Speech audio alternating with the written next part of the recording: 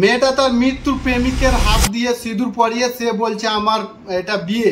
এখানে গল্প হচ্ছে তোমার মহারাষ্ট্রের একটা বিশাল মর্মান্তিক কাহিনী। সে মেয়েটা হলো আপার কাস্ট এবং ছেলেটা হলো লোয়ার কাস্ট, মানে ছেলেটা হলো তোমার দালিত এবং মেয়েটা হলো বড় ব্রাহ্মণ। মৃত্যু দেহকে একদম বিয়ে করে এবং সে বলে এটা আমার বিয়ে, এবং সে এটাও বলে যে যে খুন করেছে আমার বাবা এবং যারা তার সাথে আছে তাদের মৃত্যুদণ্ড হোক। আমার কাছে এটা প্রশ্ন যে আজও কি ভারতে এরকম কেন হচ্ছে? এটা সংবিধান এবং আমাদের গভর্নমেন্ট কেন এটাকে নিয়ে কথা তুলছে না যে দালিত এবং আপার কাস্ট লোয়ার কাস্ট বলে কিছু না, আমরা সবাই সমান, আমরা মানুষ, আমরা প্রথমে আগে মানুষ, তারপরে কেউ আপার কাস্ট লোয়ার কাস্ট।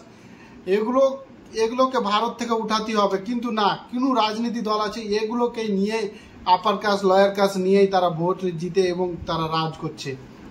মেয়েটা হলো আজ বিধবা, কিন্তু মেয়েটি যোদ্ধা। প্রশ্ন হলো আমরা কি